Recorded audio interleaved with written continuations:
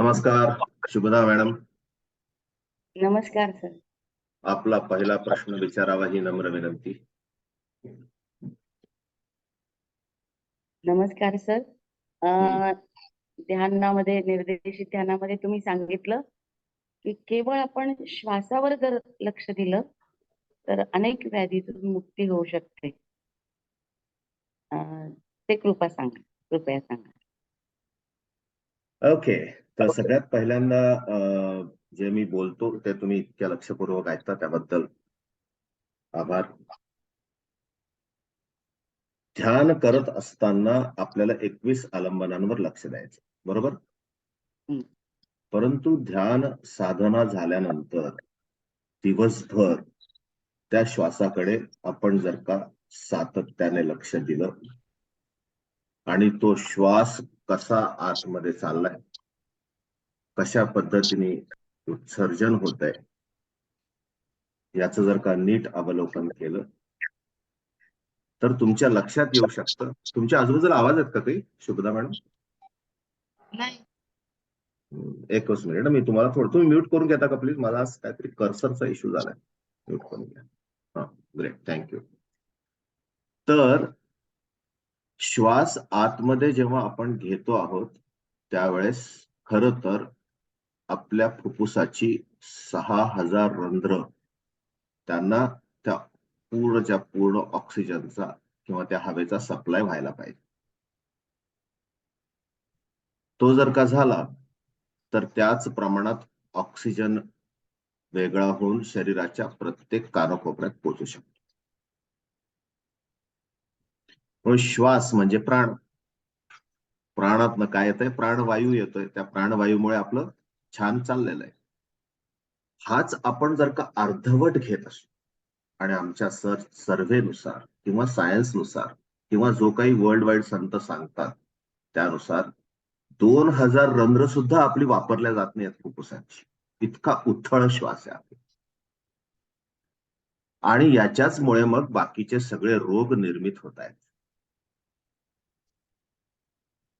Oxygen पुरवठा पूर्ण नसल्यामुळे, कार्बन डायऑक्साईड साचून राहिल्यामुळे किंवा बाकीचे विषारी वायू साचून राहिल्यामुळे आपल्या शरीराची जी हानी होतीये त्याची आपल्याला सुतराम कल्पना सुद्धा नाहीये. आणि म्हणून आपल्याला सातत्याने आपल्या या श्वासोश्वासावर जर का लक्ष दिलं आणि आठवड्यातनं किमान अर्धा दिवस पूर्ण फक्त एकाच्या स्वतःच्या खोलीत बंद करून श्वास घेत राहिला खिडक्या उघड्या ठेवून, तर जो श्वासाचा फायदा तुम्हाला होईल त्याची परिणिती अशी होईल की तुम्हाला हळूहळू एकेका रोगामधनं मुक्ती मिळायला सुरुवात होईल. प्राणाचा संचार शरीराच्या कानाकोपऱ्यात होणं खूप गरजेचं आहे. काय म्हणताय तुम्ही? बरोबर आहे ना? पण त्या प्राणवायूला आपण पुरेसा पुरवठा जर का केलाच नाही शरीराच्या कानाकोपऱ्यांमध्ये, पेशी तडपून तडपून चालल्या जातात किंवा भ्रष्ट होतात आणि त्यातनच मग आपल्याला कॅन्सर पर्यंतचे रोग होत आहेत. आपल्याला आपल्या प्राणवायूचा पूर्ण पुरवठा करण्याची जबाबदारी जर दिली असेल ईश्वराने, तर आपल्याला तो पूर्णच्या पूर्ण श्वास घ्यावा लागेल, पूर्णच्या पूर्ण श्वास सोडावा सुद्धा लागेल. त्याच्यामध्ये कुठलीही कुचराई अपेक्षित नाही. आणि मी तुम्हाला सांगतोय माझ्या या 30 वर्षाच्या अनुभवांमध्ये the correction of breath is the biggest benefactor for coming out of many chronic diseases.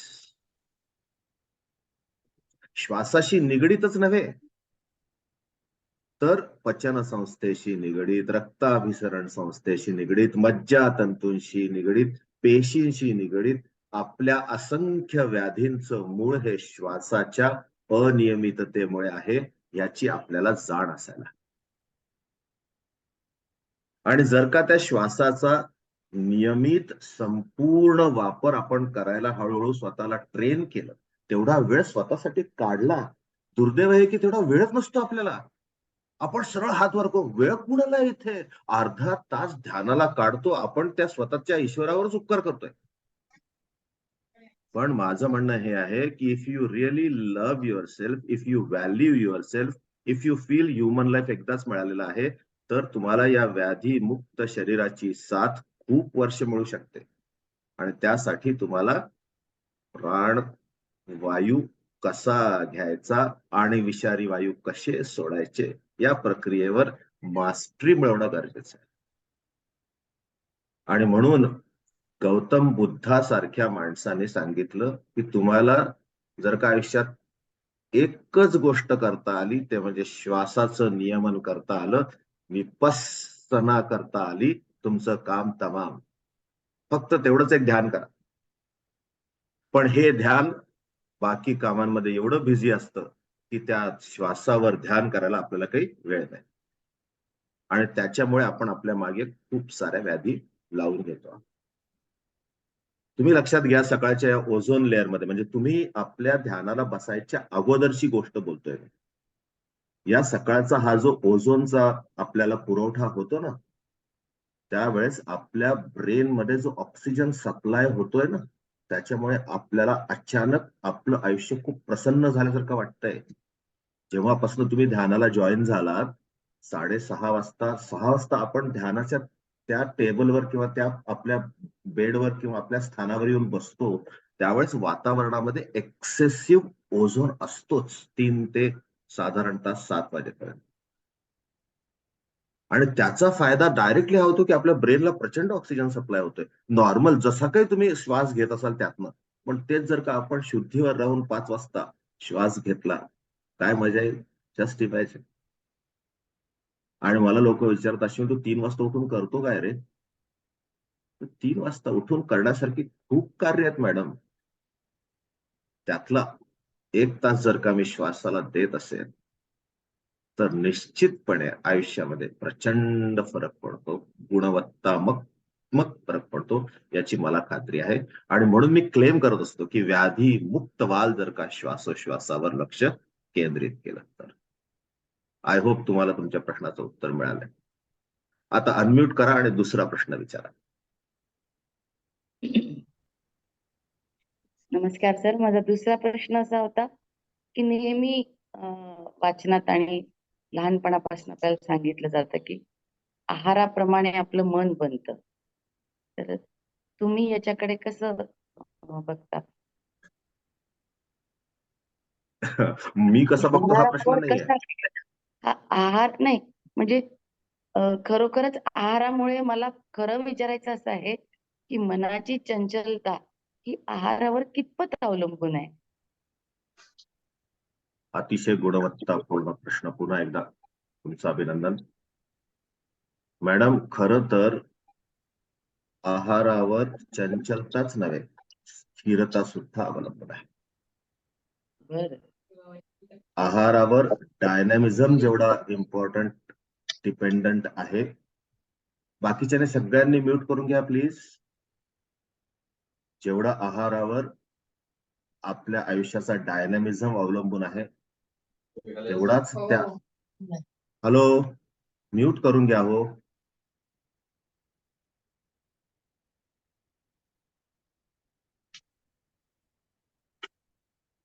Pramod sir, mute ठेवायला पाहिजे ना. हा, तर पुन्हा एकदा सुरुवात करतो. मॅडम, आहारावर आपलं पूर्ण जीवन अवलंबून आहे. आपल्या शरीराला जर का काय आवश्यक असेल, तर त्या आहाराला तुम्ही अन्न असं म्हणता, बरोबर? अन्नाच्या गुणवत्तेवर आपल्या पचनाची गुणवत्ता ठरू शकते. पचनाच्या गुणवत्तेवर आपल्याला रक्त पुरवठा कसा होणार हे संचालित होत असतं. त्या रक्ताची गुणवत्ता ठरत असते. त्या रक्ताच्या गुणवत्तेवर आपल्या स्वभावाची गुणधर्म आपण संचालित करत असतो. आता थोडस आधी येऊयात. कुठलाही आहार जेव्हा आपण करत असतो तेव्हा डोळ्यांनी पाहत असतो, यस ऑर नो? त्या आहाराचा जो दृश्य गुण आहे घुसला, तुमच्या रक्तापर्यंत गेला. कुठलाही आहार करत असताना आपण त्याच्याकडे स्मेल गंध या अर्थाने पण बघत असतो. तो गंध तुमच्या रक्तात गेला. त्या अन्नामध्ये जे काही ध्वनी निर्मित होणार असतात, भाजी करताना, सेवन करताना, कापताना, या सगळे ध्वनी तुमच्या रक्तापर्यंत, अणुरेणूपर्यंत पोहोचले. त्या अन्नाकडे जेव्हा तुम्ही पाहता तेव्हा त्याला स्पर्श करता. तो स्पर्श त्या अन्नासोबत ऑक्सिजन पर्यंत, अणुरेणूंपर्यंत पोहोचला. मग अन्नाचा जो स्वभाव धर्म असेल तो नैसर्गिकरित्या तुमच्या अणुरेणूंपर्यंत जाणार देहाच्या. मग बुद्धी आणि मनापर्यंत त्याचं संचालन होणार नाही का? होणारच. सो नुसतीच चंचलता नव्हे, सगळेच्या सगळे नवरस निर्मिती आणि सगळेच्या सगळी गुणात्मक व्यक्तिमत्वाची अनुभूती आपल्याला कित्येकदा देहाच्या पातळीवर अन्नाच्या माध्यमातून जशी अनुभवता येते, तशीच ती बुद्धी आणि मनापर्यंत पोहोचत असते, झिरपत असते.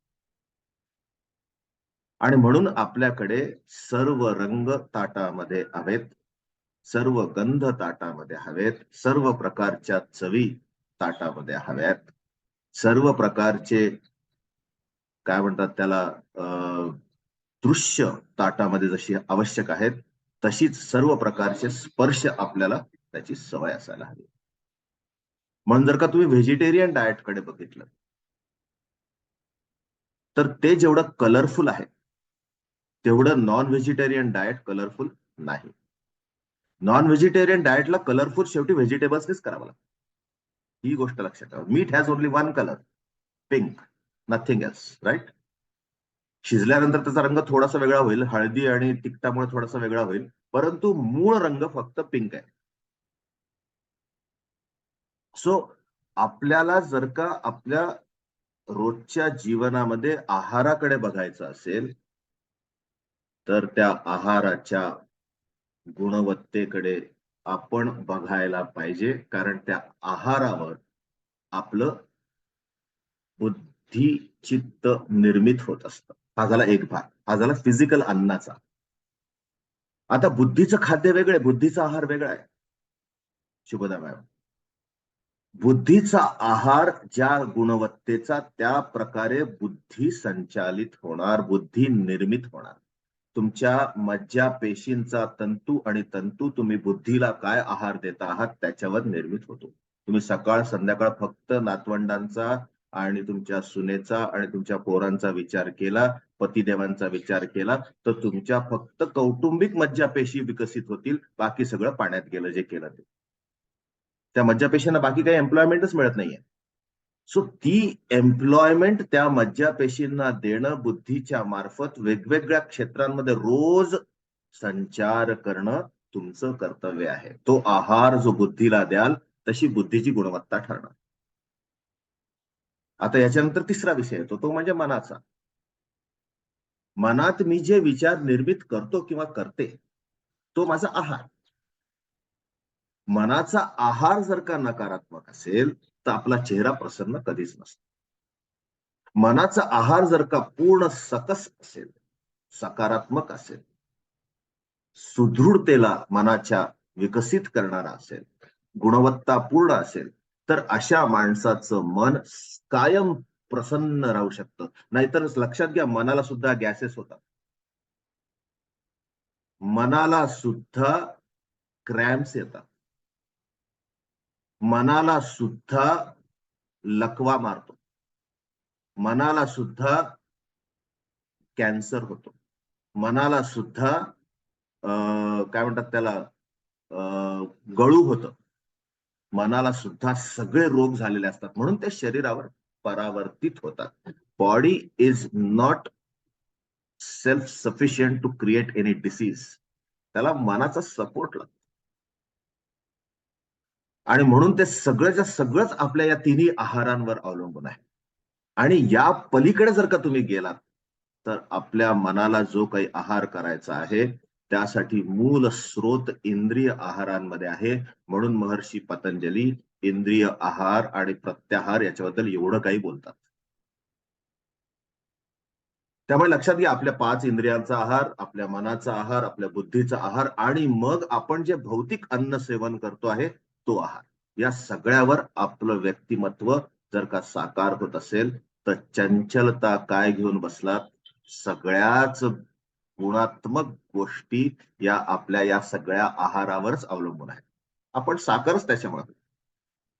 आय होप तुम्हाला तुमच्या प्रश्नाचं उत्तर मिळालं असेल. नक्की सर. Thank you so much. आता आपण पुढच्या साधकाकडे जाऊयात. स्वाती ना, स्वाती आहेत का? हो सर, नमस्कार. एकच सेकंड, तुम्हाला जरा मी स्पॉटवर घेतोय. आता अनम्यूट करा, मी तुम्हाला म्यूट केलं चुकून. हा, विचारा मॅडम प्रश्न. नमस्कार सर. मला विचारायचं होतं की चेतनेच्या दुसऱ्या पातळीवर जाताना आपण काव्याचा भरपूर आस्वाद घ्यायला पाहिजे, पण तुम्ही असं म्हणता की काव्य पण तुम्हाला स्फुरलं पाहिजे, तुम्हाला आलं पाहिजे काव्य पण. तर तेव्हा मला असं वाटतं की काव्य स्फुरणं एखाद्याला ही थोडीशी त्याला दैवी देणगी पण पाहिजे. तर हे बरोबर आहे का? मला नाही कळलं. अत्यंत चूक आहे. जे आपल्याला जमत नाही अशी धारणा आपण केली, त्या गोष्टीला दैवी देणगी म्हणणं हे चुकीचं. ओके. माझं एक basic principle, if one can do it, every one can do it. Okay, दैवी वगैरे काही नसतं. देव कुठे आहे? हॅलो, स्वातीमध्येच आहे. आणि काव्याचा आस्वाद घ्यायला जर का तुम्ही इतक्या छान प्रेरित असता, तुमचा इतका सुरेल आवाज आहे, त्या आवाजाच्या मार्फत तुम्ही काव्य गाऊ शकता, काव्याला गीतामध्ये रूपांतरित करू शकता, त्याला ताल ठेका देऊ शकता, तर तुम्हाला तुमच्या मनातल्या विचारांवर, त्या शब्दांवर जर का थोडं लक्ष केंद्रित केलं तर त्याचाही ताल, त्याचाही ठेका, त्याचंही संगीत ऑटोमॅटिक जन्माला येईल. तुम्हाला मी एक मस्तपैकी गोष्ट सांगतो. तुमच्या या प्रश्नाला ना खूप गुणवत्तात्मक मेरिट आहे, म्हणून मी तुम्हाला मुद्दाम या प्रश्नावर थोडं डिटेल उत्तर देईन. हा प्रश्न तुम्हालाच पडलाय का? नाही, हा प्रश्न बहुतेक सगळ्यांना पडतो की मला कुठं कविता करता येतात. Come on Ashwin, how is it possible, right? परंतु तुम्हाला जर का मना सज्जना भक्ती पंथेची जावे, हे जर का व्यवस्थित उच्चारण करता येतं, तर याचा अर्थ तुम्हाला ताल जमतो, होय की नाही? रिदम जमतो. मग आपल्या मनात शब्द उमटत नाहीत का बरं? तर स्वतःला सांगू शकता, स्वाती, माझ्या मनामध्ये जे काही घडतं आहे ते सांग बघू स्वाती. आणि त्याच्याकडे एकदम त्रयस्थ भूमिकेत ना पाहायचं. कदाचित कविता स्फुरली असेल, तुम्ही ती मांडली नसेल, शब्दांना त्याच्या मागे लागला नसेल, ती मेहनत केली नसेल, म्हणून ते आतापर्यंत काव्य तुमच्याकडनं सादर झालं. ओके, तुम्ही सांगा मला, तुम्हाला तुमच्या आयुष्यामध्ये उखाणे घ्यायला लागले असतील ना कित्येकदा? हो सर. कुठून निर्मित झाले ते पण शीघ्र कविताच असते, ते पण शीघ्र काव्यच असतं, हो की नाही? आणि मी तुम्हाला मुद्दाम का बरं तिथपर्यंत घेऊन गेलो, कारण आपल्याला आपण अनेक गोष्टी ज्या करतो आहोत आयुष्यामध्ये, करून बसलेलो आहोत, त्याचं पण रिअलायझेशन नाहीये. आपल्या क्षमतांना कमी आकलन करणं ही माणसाची बुद्धी झालेली आहे, स्वभाव झालेला आहे. म्हणून स्वातीवर माझा विश्वासच नाही की स्वातीला कविता येत नाहीत. स्वातीला कविता येतात, करता पण येतात, वाचता पण येतात, गीतामध्ये रूपांतरित करता येतात, त्याला रिदम देता येतो, त्याला बरोबर त्या मीटरमध्ये बसवता येतं. स्वातीला सगळं येतं. पण स्वातीने तिथं कधी सर्जनशीलता व्यक्त करत लक्ष जर का दिलं नाही आणि त्याला दैवी देणगी नाव दिलं की स्वातीची जबाबदारी संपली, मग स्वाती कधी बघेल का तिकडे? Okay, there was a time Swati, जेव्हा तुम्हाला स्वयंपाक येत नव्हता, तेव्हा ती तुमच्यासाठी दैवी देणगी होती. ज्या क्षणी तुम्ही ठरवलं मला आता स्वयंपाक शिकलाच पाहिजे, किंवा तुमच्यावर कंपल्शन आलं असेल, आयुष्यात काहीतरी एक घडलं असेल, and then what happen, that become स्वातीच देणगी, हो की नाही? आज तुमच्याद्वारे तयार केलेले अनेक पदार्थ तुमच्या मुलांचा जीव की प्राण असतील. कहां से लाती हो ये विद्वत्ता, बताओ. वो थी ना पहले ही. सो लक्षात ठेवा, we have all the capacities dormant with us. आपल्याकडे त्या निद्रिस्त अवस्थेत असलेल्या क्षमतांनाच कौशल्यात रूपांतरित करायचंय. अजून काय करायचंय? पण आपल्यामध्ये नाहीच. हा जर का भाव निर्मित झाला स्वाती, तर आपण ती ओनरशिप कधी घ्यायचा विषय पण येणार नाही हो. म्हणून आपल्याला स्वतःला, तुम्हाला मी सांगतो, याच जगामध्ये 64 कला गुण संपन्न मनुष्य निर्मित जर का होऊ शकतो, ज्याचं नाव भगवान श्रीकृष्ण आहे, तर आपल्याला काय प्रॉब्लेम आहे? आपल्यातच श्रीकृष्ण आहे ना. भगवान तो हमारे अंदर ही है. पण आपण त्याला झोपवतो, जाणून बुजून झोपवतो. त्याला काय म्हणतात? एक्सक्युझायटिस. आणि या एक्सक्युझायटिसमुळे आपल्याला आयुष्यात प्रगती जमत नाही. तुमको किसी ने नहीं रोका कि ये कला मत सीखो, ये क्षमता मत उजागर करो, ये मत करो, वो मत करो. तुमको किसी ने नहीं रोका, तुमने अपने आप को रोक रखा है. तर आमच्या त्या स्वाती देशपांड्यांना जरा मुक्त करा. आणि जेवढं त्यांना मुक्त कराल, तुमच्या स्वतःच्या मर्यादांच्या बंधनांमधनं जशा त्या स्वातंत्र्याकडे वाटचाल करतील, मुक्त होतील, तशा तशा त्या कविताच काय, उद्या कदाचित काव्य संग्रह सुद्धा प्रदर्शित करतील. याच माझ्याकडनं तुम्हाला शुभेच्छा. Thank you sir.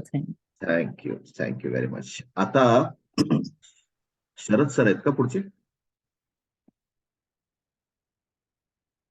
पुढचं कोण आहे?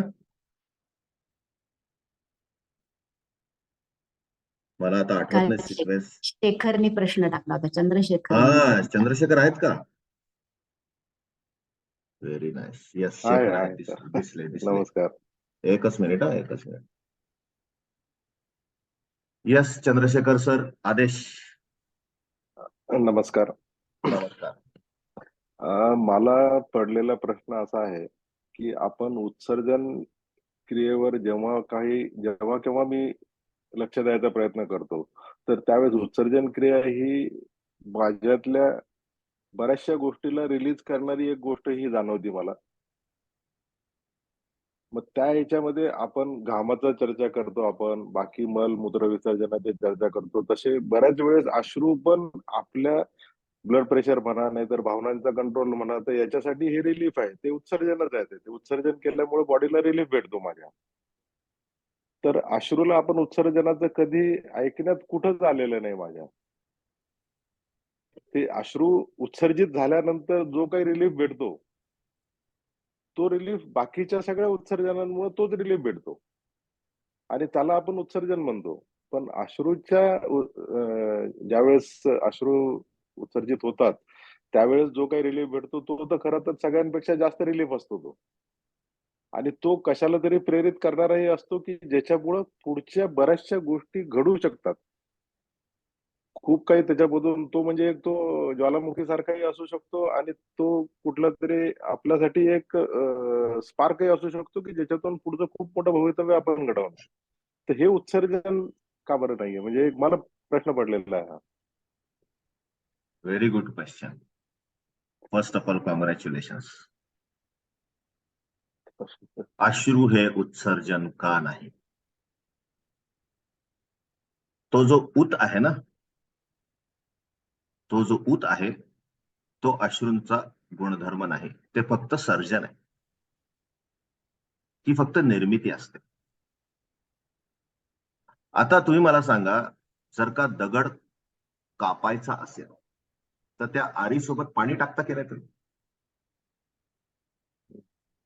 पाणी टाकावंच लागेल ना, नाही तर तिथे जी आग निर्मित होतीये त्याने कदाचित तुम्ही पण भस्मसात होऊ शकता. बरोबर. Great, very good. दुसरी गोष्ट, जेव्हा तवा थंड करायचा असतो त्यावेळेस काय टाकावं लागेल तव्यावर? पाणी टाकावं लागेल. थंड पाणी. तर आपल्या पूर्ण मानवी जीवनाकडे जर का तुम्ही एक कटाक्ष टाकला तर आपण जो ताण, जो तणाव, जे दुःख, जो आनंद निर्मित करतो, या सगळ्या गोष्टींमुळे मनावर जो स्ट्रेस, तणाव निर्मित होत असतो, त्याची गरमी, त्याचं घर्षण कमी करण्यासाठी अश्रूंची निर्मिती होत असते. ते उत्सर्जन नाहीये. उत्सर्जन म्हणजे जर का ते शरीरातनं बाहेर पडलंच नाही तर होणारा त्रास प्रचंड होऊ शकतो. राईट. सो अश्रू शुद्धीसाठी कधी बाहेर पडत नाही. लक्षात घ्या तुम्ही. अश्रूंचं कॅरेक्टरच नाहीये की तुमचं शरीर शुद्ध होण्यासाठी ते बाहेर पडतात. अश्रूंचं कॅरेक्टर आहे की that works as a coolant in your life. Okay. It works as a coolant in for your eyes and for your heart also.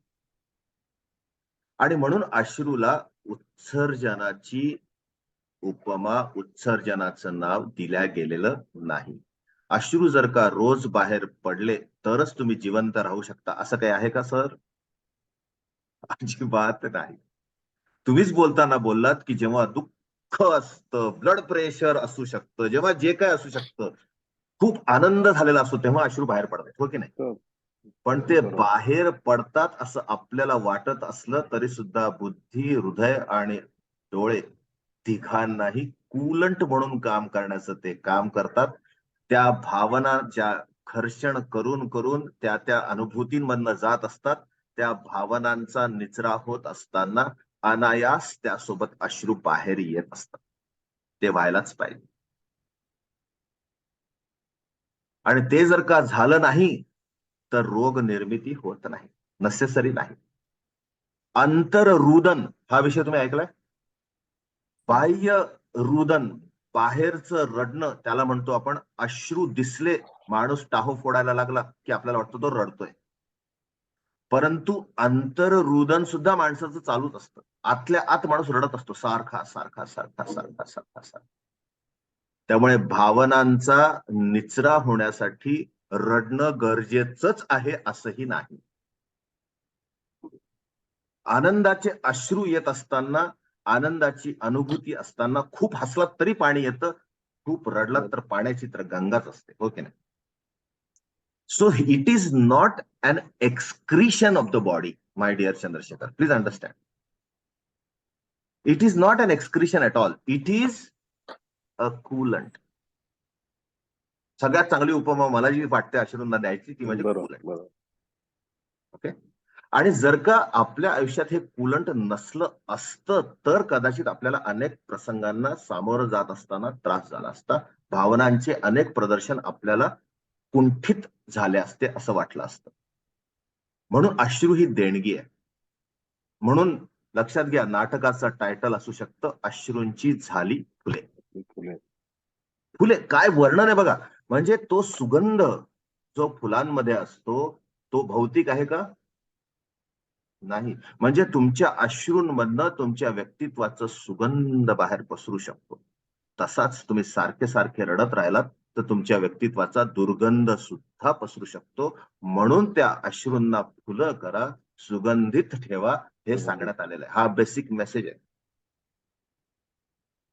So please understand, अश्रू हे उत्सर्जन नाही, विसर्जन नाही. अश्रू हे शुद्धीकरण प्रकल्पाचं अजिबात हिस्सा नाही. अश्रू हे फक्त आणि फक्त आपल्या आयुष्यामध्ये घडत असलेल्या सगळ्या भावनांच्या हिंदोळ्यांना नॅचरली मॅनेज करण्यासाठी दिलेलं एक लिक्विड प्रोफाईल आहे, ज्याच्यामुळे ते कूलंटचं काम करतं आणि आपल्याला मस्तपैकी आपल्या स्वतःच्या मनाला ते आभास निर्माण करून देता येतात की बाळा रे तू रडलास ना, आता एन्जॉय, यू आर कूल नाव. रडल्याशिवाय समाधान मिळत नाही अशी जर का परिस्थिती असेल तर रडून घ्या. त्यासाठी मी स्त्री असं काही म्हणायची गरज नाही आहे. पुरुषांनी पण खुशाल रडावं. कारण ते कूलंट जर का अवेलेबल असेल तर त्या कार तुमची चालू शकते का sir constantly without a coolant? नाही. तसंच आपलं आयुष्य विदाउट अश्रू चालू शकत नाही. अश्रू झिरपायलाच पाहिजेत, अश्रू निर्मित व्हायलाच पाहिजेत. अश्रू ही आपल्याला मिळालेली दैवी सगळ्यात मोठी गिफ्ट आहे, बक्षीस आहे आम्हाला. तो उसको शान से निभाएंगे, एंजॉय करेंगे. आय होप तुमच्या प्रश्नाचं उत्तर तुम्हाला मिळालं सर. नक्कीच नक्कीच सर. Thank you so much. आता पुढची व्यक्ती कोण? मला वाटतं नीताच आहे ना, का या मॅडम आहेत? डॉक्टर माधुरीने मॅडम. पण बहुतेक प्रश्न टाकला होता. हा. माधुरीचा प्रश्न खूप मोठा आहे, त्याचं उत्तर ते इतक्या शॉर्ट मध्ये देणं शक्य नाही. त्याच्यावर एक वेगळा कार्यक्रमच घ्यावा लागेल. आणि माधुरीला माझं सजेशन आहे, माधुरीला आणि अरुंधतीला, की जरा आळस बाजूला टाकून 1.5 तास बसा ट्रेनिंगला. पुढच्या 1.5 तास 3 तास बसा, त्यात ते 7 मजले मनाचे मी डिस्कस करत असतो. Okay, who is next? Nita, go ahead. हा, माझा असा प्रश्न आहे की माझ्यातल्या हृदयस्थ ईश्वराचं अस्तित्व मला कधी समजेल, ती मला जाणीव कधी होईल. मला तो एक ध्यास लागलाय म्हणा किंवा आस लागली म्हणा, पण मला असं समजत नाही मला काय होतंय, पण मला ते जाणून घ्यायचंय की ती मला, त्याचं अस्तित्व मला कधी समजेल.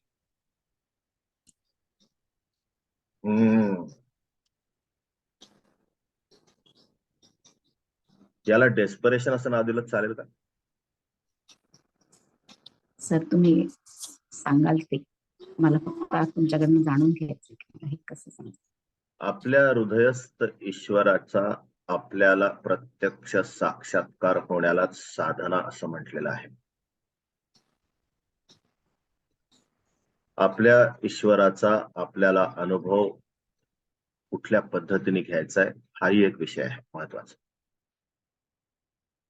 बहुतांश वेळा यकच्छित मानव म्हणून या विषयाकडे पाहूयात, तर लक्षात येईल की आपल्याला तो फिजिकल फॉर्म मध्ये हवा आहे का? फिजिकल फॉर्म मध्ये असेल तर बोट घ्या, डोळ्याला लावा, तोच ईश्वर. बोट घ्या, जिभेला लावा, तोच ईश्वर.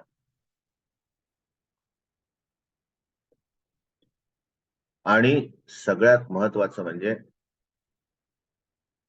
तुम्ही तुमच्या केसांना हात लावा, तोही ईश्वर असू शकतो. पण आपल्या देहाला फक्त ईश्वराचं रूप समजायचं का, हा पहिला प्रश्न मनात निर्मित व्हायला पाहिजेच. राजलक्ष्मी मॅडम, तुमचा प्रश्न घेऊयात पुढे. ओके, आता त्यात अडकून पडू नका, मी जे बोलतोय त्याच्याकडे थोडं लक्ष द्या. जर का आपल्याला आपल्यामधल्या बुद्धीला ईश्वर मानायचं असेल, तर नीता एखादं गणित सोडून घे दिवसभरामध्ये, यू वुड फील ईश्वर मिळाला. तुला जर का शांतपणे सुंदर आमटी करावी वाटली, तर ती सुंदर आमटीचा पहिला चमचा जेव्हा जिभेवर जाईल, त्यावेळेस तुला ईश्वराची अनुभूती मिळेल. ती तुझ्याच ईश्वराने व्यक्त केलेली गोष्ट आहे.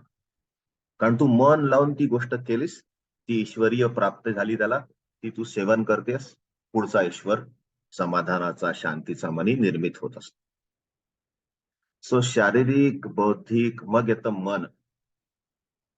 जेव्हा मन एखाद्या अभंगामध्ये पूर्णपणे गुंततं, तेव्हा शरीराचं भान राहतं का मॅडम? तुम्हीच सांगा. तेव्हा बुद्धी आहे असं तरी आपल्याला भ्रमात येतं का? भ्रमात सुद्धा येते, विचार तर सोडूनच दे. सो दिस मीन्स की ज्या ज्या वेळेला आपण स्वतःची ओळख येन केन प्रकारे देह, बुद्धी, मन या तिन्ही पातळ्यांवर इवन आत्मिक ओळख विसरून जातो आणि कुठेतरी एकरूपता अनुभवतो त्या परमात्म्याशी, दॅट इज दी एक्सपिरियन्स. त्यासाठी सातत्याने प्रत्येक कर्म करताना त्यात आत्मा पण असावा, त्यात मन पण असावं, त्यात बुद्धी पण असावी आणि त्यात शरीर पण असावं. म्हणजे त्या ईश्वराचा साक्षात्कार व्हायला काहीच वेळ लागत नाही. तुझ्यातल्या ईश्वराची तुला अनेकदा ओळख झालीये, पण तू दरवेळेस त्याला ओळख देत नाहीये, शिष्टपणा करतेस. आम्हाला नाही बाबा, आय डोंट रिकॉग्नाइज यू. तो दरवेळेस तुझ्या समोर आलाय and you have kept saying I don't know you. हे जर का ठरवलं असेल तर तो तुला कधीच भेटणार नाही. तू जर का ठरवलं असेल तुला ओळखायचंच नाही, तर तो तुला कधीही ओळखता पण येणार नाही. परंतु त्या हृदयस्थ ईश्वराची ओळख करून घेण्यासाठी जी करुणा, जी अनुकंपा, जे प्रेम, जे रिदम, जो नाच तू करतेस त्याच्याकडे एकदा प्रेमाने बघ. जोपर्यंत तू हे म्हणणार की डान्स मी करते, तुझी इम्प्रूव्हमेंट अशक्य आहे. डान्स तुझ्यामधला ईश्वर करायला हवाय. तोच करत असतो, पण तुला त्याचं भान नाहीये. गाणं ऐकत असताना तुझ्यातला ईश्वर ते गाणं ऐकून खूप खुश होत असतो, पण तुला तू महत्वाची ना. तू म्हणणार मी ऐकतेय, तोवर ते शक्य नाही. जब तक तुम गुम हो नहीं सकती तब तक वो प्रकट हो नहीं सकता. एका वेळेस दोन्ही गोष्टी शक्य नाही आहेत. या तो तुम या तो वो, कोई तो एक प्रकट होगा. जैसे ही होगा पता पड़ जाएगा. ओके. जब तक मिटोगे नहीं तब तक पाओगे नहीं. जब मिटना पूरा हो गया तो पाना भी पूरा हो जाएगा. उसके लिए कुछ अलग करना नहीं पड़ता. पण आपल्याला आपला देह प्यारा, त्याला सोडायची इच्छा नाही. आपल्याला आपली बुद्धी प्यारी, ती तर आपण सोडतच नाही. आपल्याला आपलं मन प्यारं, ते आपण सोडत नाही. आपल्याला आपली आत्मा चेतना प्यारी, ते तर आपण असं धरून ठेवलंय घट्ट. जब मरूंगी तब देखा जाएगा.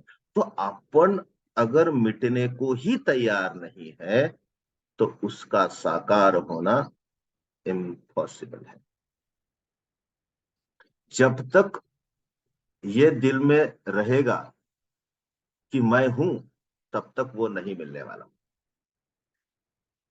त्याच्यामुळे सगळ्यात महत्वाचं, भावनांचा तू भुकेला रे मुरारी. पण त्या कोणाच्या भावना? भुकेला म्हणजे काय? त्याचा आहार काय? हे जरा समजून घ्या. आणि लक्षात घ्या की तो तुमच्यामधला हृदयस्थ ईश्वर टाहो फोडून रोज म्हणतोय, अरे मला पहा रे, अगं बाई मला पहा की ग, मी आहे ना ग. पण तू मात्र तुझ्या देहावर खुश. तुला मात्र वाटतंय तूच भांग पाडलास, तुला वाटतंय तूच मेकअप केलास, तुला वाटतं तूच ड्रेस घातलास, तुला वाटतं तूच स्वयंपाक केलास, तुला वाटतं तूच सगळ्यांवर दुनियेवर प्रेम करतेय, तुला वाटतं तूच एकटी जगामध्ये. अरे तसं नाहीये. That is the biggest myth on which we are living. सगळं काही आपण जे काही करतो आहोत ते ईश्वर प्राप्त आहे. हे जर का भावना मनी जागृत झाली तर त्याच्यामध्ये जे समाधान, जी शांती, जे गम्य आहे ते तर मिळतच. शिवाय आपले अवगुण धडाधड धडाधड धडाधड वाळलेल्या पानासारखे गळून पडतात. ते प्रत्येक साधकाने लक्षात ठेवायला पाहिजे. ईश्वर तत्व जागृती म्हणजेच स्वतःच्या सद्गुणांची सातत्याने केलेली उजळणी आणि त्यात मिळवलेला आनंद होय. आय होप जो प्रश्न तू विचारला होतास त्याचं उत्तर तुला मिळतंय. हो सर. मिटना पडेगा, ध्यान रखे. जब तक मिटोगे नहीं तब तक पाओगे नहीं. जागना पड़ेगा, जब तक जागोगे नहीं तब तक पाओगे नहीं. और जब भी जागने की बात होगी आत्मभान ध्यान, जब भी मिटने की बात आएगी आत्मभान ध्यान दिमाग में आना पड़ेगा. Almost for 20-25 minutes every day प्रत्येक जणाला सांगतोय मी हे, तुम्ही स्वतःला मिटवून टाकलेलं असतं. तुम्ही त्या आलंबनांवर पूर्णपणे लक्ष केंद्रित केलेलं असतं आणि म्हणून तुम्हाला ती आनंदाची अनुभूती येते. तुमची सगळी दुःख त्या मीमुळे आहेत. तुमचे सगळे आनंद सुद्धा त्याच मीमुळे आहेत, हे लक्षात घ्या. स्वतःला स्वतःचा विसर पडला की कोऱ्या आनंदाची जी अनुभूती आहे त्यालाच संत समागम म्हणतात. ही गोष्ट लक्षात ठेवा. कोरा अनुभव पाहिजे, त्यात मी नको. मी आलो रे आलो की खपलो, विषय संपला. आय होप तुलाच नव्हे तर सगळ्यांना हा प्रश्न खूप इम्पॉर्टंट होता आणि सगळ्यांसाठी विचारलेल्या या प्रश्नाची कौतुकास्पद चर्चा आजच्या दिवसभरात आपल्या ग्रुपवर व्हायलाही हरकत नाही, कारण सगळेच प्रश्न खूप गुणवत्तात्मक होते. जर का तुमची परवानगी असेल तर राजलक्ष्मी मॅडमचा आणि मग शकुंतला देवींचा आपण प्रश्न घेऊया. राजलक्ष्मी मॅडम, विचारा तुमचा प्रश्न. अनम्यूट करावं लागतं मॅडम तुम्हाला सर्वप्रथम. थांबा, आणि तुम्हाला मी स्क्रीनवर घेऊन येतो. नीतालाही मी स्क्रीनवर आणलंच नाही शेवटपर्यंत, मीच एकटा राहिलो स्क्रीन. सॉरी. हा, राजलक्ष्मी मॅडम विचारा. सर, माझी लहान बहीण आहे, ती बरेच धावण्याच्या प्रॅक्टिसेस करत असते नेहमी. आणि ते मी जेव्हा जेव्हा तिचं स्टेटस बघते तेव्हा ती सकाळच्या वेळेचं वगैरे असतं तेव्हा ती लिहिते की I am in bliss.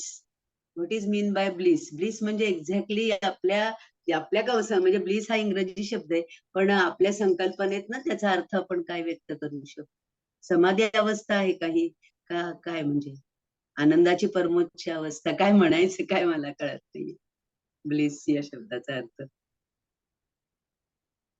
Very good question. आता प्रश्न आहे की ब्लिस म्हणजे काय, एवढंच मी फक्त ऍड्रेस करतो. चालेल. तर ब्लिस म्हणजे आपल्याला कुठल्याही क्षणी संपूर्ण शांती, समाधान आणि आनंद याची एकत्र अनुभूती जेव्हा होते त्याला ब्लिस असं इंग्लिशमध्ये म्हणतात. पण त्याचे 3 इन्ग्रेडियंट्स महत्वाचे आहेत. शांती, that peace, that tranquility, plus satisfaction, contentment, and not pleasure, happiness. Pleasure is temporary, happiness is permanent. या तिन्ही गोष्टी जेव्हा एकत्र येतात, so that tranquility, peace and happiness together means bliss. And being blissful means त्या क्षणी, आणि लक्षात घ्या क्षणापुरतं नसतं. कोणी स्टेटस लिहिलं म्हणून तो त्याच ब्लिस मध्ये कायम नसतो. त्या क्षणापुरता जेव्हा त्याला फील होतो तो स्टेटस लिहितो, दॅट्स इट. ती क्षणिक कार्यवाही असते ह्युमन बिंग्सची. So that bliss has to be experience during meditation.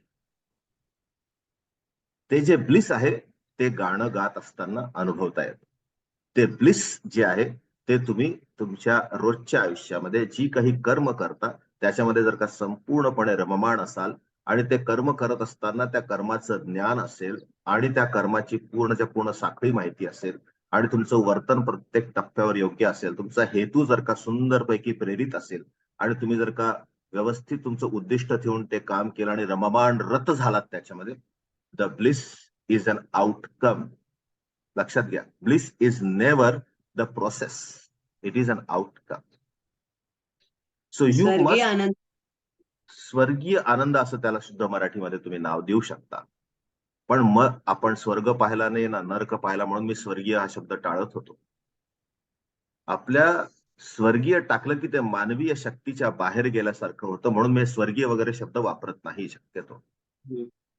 या जगामध्ये जगत असताना मानव म्हणून आनंदाची शुद्ध अनुभूती, मनशांती आणि समाधान एकत्रितरित्या जेव्हा तुम्हाला मिळेल त्याला तुम्ही परमानंद हे नाव द्या, त्याला तुम्ही मानवानंद हे नाव द्या, त्याला सच्चितानंद हे नाव द्या, चालेल. पण त्याला स्वर्गीय म्हणलं की तुम्ही ओनसच सोडून दिला. स्वर्ग में तो अप्सराएं होती है या देव होते हैं, दानव हमारे जैसे लोग तो वहां होते नाही, मानव तो होता नाहीये, राईट. त्याच्यामुळे त्याचा ओनस आपल्या शब्दांमधनं आपण प्रकट करत असतो, याच्याकडे तुमचं ध्यान मी आकर्षित करतो. त्यामुळे तुम्हाला जे आत्ता मी नीताशी बोललो तेच तुम्हाला सांगतोय. That tranquil, that serene, that beautiful, all those things together means bliss. मन तिथंच आहे, मन स्थिर आहे आणि मन त्या आनंदाच्या अनुभूतीचा आनंद घेत आहे.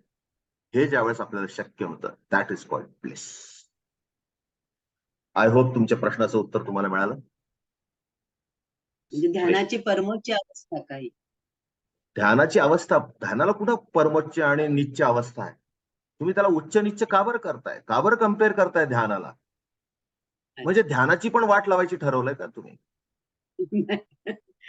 ध्यानाला नाही, उच्च निच्च नाही, ध्यान ध्यान होत आहे मॅडम, तिथे तुम्हाला परमोच्च पाहिजे. आता कायच करावं तुमचं? ध्यान हे जे काही चांगलं आहे, असं. आपण जेव्हा लक्षात घ्या, आपण जेव्हा कंपॅरेटिव्ह डिग्री टाकाल आयुष्यात दुःखाशिवाय दुसरं काहीही मिळणार नाही आणि अपूर्णतेशिवाय काहीही मिळणार नाही. ईश्वर, ईश्वर म्हणजे काय? परमोच्च, परम उच्च.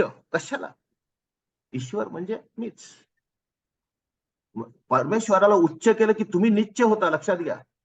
आणि स्वतःला नीच केलं की विषय संपला, ध्यानच संपलं तिथं, त्याचा पूर्ण ऑब्जेक्टिव्हच कोलॅप्स झाला. अँड देअरफॉर हात जोडून विनंती, कुठलंही तुलनात्मक कार्य करू नका. तुलनानी फक्त पिळवणूक करता येते, हे मी तुम्हाला ऑलरेडी सांगितलं त्या दिवशी आपल्या ज्ञान सत्रामध्ये. तुलना करणं माणसाचा सगळ्यात मोठा स्वपिळवणुकीचा यंत्रणेचा भाग आहे. त्याला टाकून द्या, लवकरात लवकर त्याचा त्याग करा, म्हणजे तुम्हाला आयुष्यात खऱ्या अर्थाने समाधान. समाधान, पुन्हा समाधान, मला उच्च समाधान पाहिजे, संपला विषय तुमचा. मग नित्य समाधानाची डेफिनेशन सांगा मला. उच्च आनंद पाहिजे, परमोच्च आनंद पाहिजे, मग नित्य आनंदाची डेफिनेशन सांगा. असं काही नसतं हो. हे शब्दाचे मायाजाल आहे, ते मोहजाल आहे, त्यातनं बाहेर या. जसं आहे तसं, that is called reality. It is the bliss is, provided we are ready to accept it as it is. आपल्याला कुठेही कम्पेअर करायचं नाही, कुठेही उच्च निच्चाचा भाव आणायचा नाही.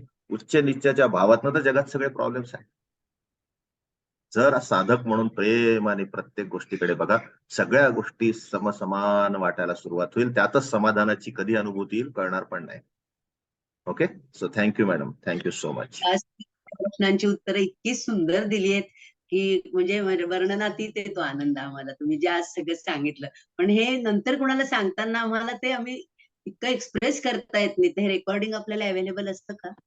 तर व्हिडिओ आता जी तुम्ही युट्यूबवर जा, युट्यूबवर तुम्ही सबस्क्राईब करा, तिथं सगळे व्हिडिओज मी टाकत चाललेलो आहे. आजचा पण व्हिडिओ कधी ना कधी तर तिथे येईल, कदाचित 4 महिन्याने येईल, पण येईल, कारण माझ्याकडे एवढा डेटा आहे. ते टाकत आपण पुढे चाललो आहोत. ओके, त्यामुळे तुम्ही सगळेच तो प्रश्न व्हिडिओची लिंक जरी पाठवली तरी त्या माणसाला जे उत्तर पाहिजे ते मिळू शकतं. प्रश्न सुंदर होते आणि उत्तरही फार सुंदर होते सर. आणि लिहायचं म्हटलं तर होत नाही माझं तेवढं पटपट, मग तुमच्याकडे ध्यान नाही जात पुस्तकाकडे. दोन्ही गोष्टी होत नाहीत बरोबर असं म्हणून. चालेल ओके, चालेल sir, thank you, thank you very much. Thank you. आता मी चाललो आहे शकुंतला मॅडम कडे. शकुंतला मॅडम आहेत का?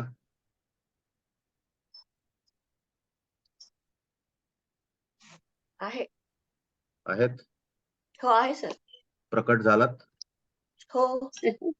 नाही, प्रकट नाहीये तुम्ही, स्क्रीनवर नाही, म्हणून तुम्ही मला दिसत नव्हतात. तुम्हाला आता दिसते. स्क्रीनवर यावं लागेल. एकच मिनिट. शकुंतला विभूते, आत्ता दर्शन झालं तुमचं. Add spotlight. अरे मीच गेलो. अश्विन देशपांडे हरवले तर कसं व्हायचं? हा, शकुंतला मॅडम, गो अहेड, विचारा.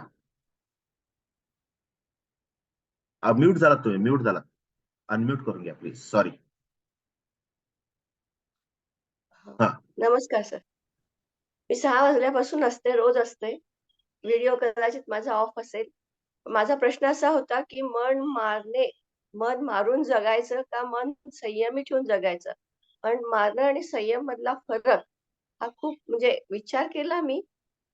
मला वाटलं जेव्हा योग्य असेल किंवा जेव्हा आपली परिस्थिती संयम आणि मारणं ह्याच्यातला फरक. फॉर एक्झाम्पल माझ्याकडे समोर गुलाबजाम पुष्कळ आहेत. पण मी 2 खायचेत. माझं मन म्हणतं 2 खायचंय. पण मी एकच खाते. हा संयम आहे का मन मारणं हा प्रकार आहे? Very nice, very nice. खूप छान प्रश्न विचारला का? मान गए उस्ताद. ओके, तुमच्या खिशामध्ये 1000 रुपये आहेत. तुम्ही दुकानात गेलात, एक चांगला टॉप तुम्हाला दिसला आणि तो तुम्ही तुमच्या त्या साधनांमध्ये, उपलब्ध साधनांमध्ये घ्यायचं ठरवलं. त्यावेळेस त्या दुकानामध्ये 5000 रुपयाचा टॉप असेल, हो. त्याच्याकडे तुमचं लक्ष गेलं असेल. हो. पण साधनं अपूर्ण असली की माणसाला मन मारावं लागतं. बरोबर. तो लक्षात घ्या. There are 2 important mental positions ज्या आपण घेत असतो. पहिली आहे अबंडन्स, दुसरी आहे स्केअरसिटी. एक आहे मुबलकता आणि एक आहे कमतरता. जेव्हा जेव्हा मुबलकतेमध्ये सुद्धा संयम बाळगायचा, त्याला म्हणतात मनाचा निग्रह. आणि जेव्हा कमतरतेमध्ये उपायच नाही, इलाजच नाही, मनाला आवरावंच लागतं, त्याला म्हणतात मन मारणं. ओके. तर मन मारणं म्हणजे संसाधनांचा किंवा साधनांचा अभाव, ज्याच्या पोटी माझ्या वासनांची पूर्ती मला करता येत नाही, हे दुःख निर्मित होतं, म्हणून त्याला मन मारणं असं आपण नाव देऊन मोकळं. करेक्ट. परंतु जेव्हा साधनांची मुबलकता असते, प्रचंड साधनं आपल्या सोबत असतात, हमारे जेब में अगर 5,000 रुपए है और अकाउंट में अगर 25 लाख रुपए पडे हैं, तर तुम्ही काय परवा कराल का? नाही. एकतर आपल्या खिशात असतात, नाही तर अकाउंटमध्ये असतात. त्याच्यामुळे आपल्याला परवा करावी लागते प्रत्येक वेळेस. Are you getting my point? So आपण त्या कमतरतेने, सी ऑलवेज रिमेंबर दिस, जेव्हा जेव्हा स्केअरसिटी रेग्युलेटेड तुमचा माइंड होईल, जेव्हा जेव्हा कमतरतेमुळे तुमचं मन संचालित करायचा विषय येईल, तेव्हा तुम्ही मन मारणार.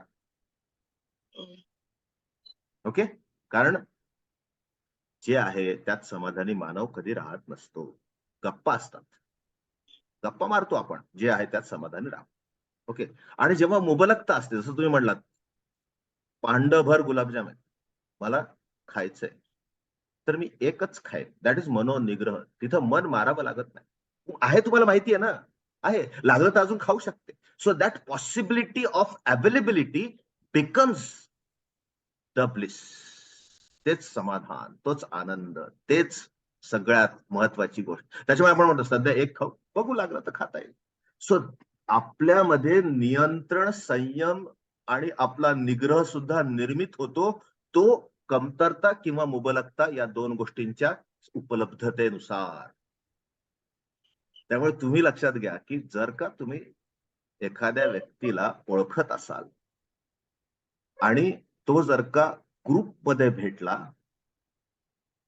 तर तुम्ही तुमच्या मनाच्या त्यावेळेसच्या निर्मित मुबलकतेमुळे किंवा कमतरतेमुळे त्याच्यापर्यंत पोहोचाल. म्हणजे काय, तुम्ही जर का अंतर्मुख असाल तर किमान एक ओळखीचा माणूस जाऊन त्याच्या शेजारी उभे राहाल, त्याला गप्पा मारायला सुरुवात कराल. बहिर्मुख असाल तर तुम्ही म्हणाल, अरे इकडे ये ना, आपले 10 मित्र इथे उभे. मुबलकता, scarcity creates what? Mental pain. Abundance creates mental happiness, bliss. आणि कुठल्याही क्षेत्रात तुम्ही लावा, कुठल्याही क्षेत्रात, मी तुम्हाला चॅलेंज करतोय, कुठल्याही क्षेत्रात लावा. अबंडन्स माइंडसेट जर का असेल तर आपल्याला मनोनिग्रह ठेवणं सोपं असतं.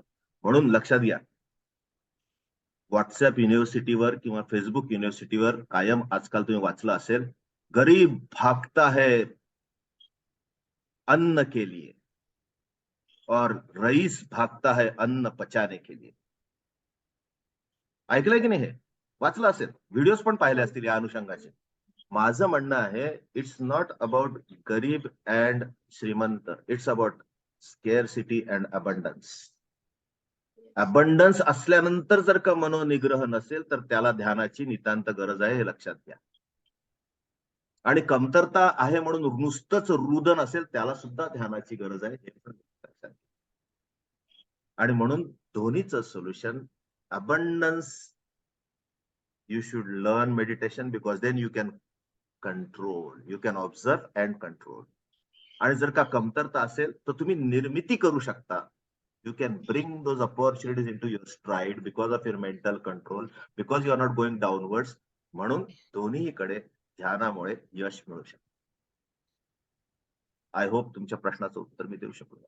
हो सर. एक तेवढं सांगू शकते की मी म्हणजे मनाच्या ह्याच्यामुळे काय, निग्रहामुळे आपल्याला आनंद मिळतो आणि मनाचं हे काय केलं, त्याच्यामुळे दुःख होतं. पण निर्मिती कुठून आहे? निग्रहामुळे नाहीये. निर्मिती जी होतीये ओरिजिनल, ती कमतरता आणि मुबलकता या दोन शब्दांवर तुमचं लक्ष केंद्रित करा. तुम्ही समजा दवाखान्यात बसलेला आहात आणि जर का खटाखट खटाखट खटाखट एका पाठोपाठ एक पेशंट येत गेले, you feel happy, yes or no? That is called you are operating from abundance. परंतु तुम्ही दवाखान्यात बसला आहात, सकाळचं पूर्ण सेशन ओपीडीचं गेलं, कोणीच आलं नाही, यू फील व्हॉट? स्केअरसिटी. त्याच्यामुळे दुःख निर्मित होत आहे. The scarcity leads to something त्याच्यावर सुद्धा आपण विजय मिळवता आला पाहिजे. म्हणून श्रीकृष्णाने सांगितलंय, ये भी समय निकल जाएगा. राईट? त्यात तो पुन्हा काय क्रिएट करतोय, तो अबंडन्स क्रिएट करतोय, की वेळ खूप आहे तुझ्याकडे, हाही वेळ आहे, उद्याचा वेळ वेगळा असेल, हाही वेळ निघून जाईल.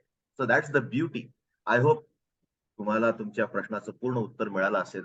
आजचा पूर्णच्या पूर्ण क्वेश्चन आन्सर सेशन अतिशय गुणवत्तात्मक झाला. त्याचं सगळं क्रेडिट माझ्या या आत्मभान साधकांना. तुम्ही मला ही संधी दिलीत त्याबद्दल तुमचं मनपूर्वक अभिनंदन आणि आभार. तुमच्या या वेळेच्या गुंतवणुकीला चांगलं बनवणं, उत्तम बनवणं आपण प्रयत्नशील आहोतच. त्यासाठी तुमचे खूप आभार वेळ दिल्याबद्दल.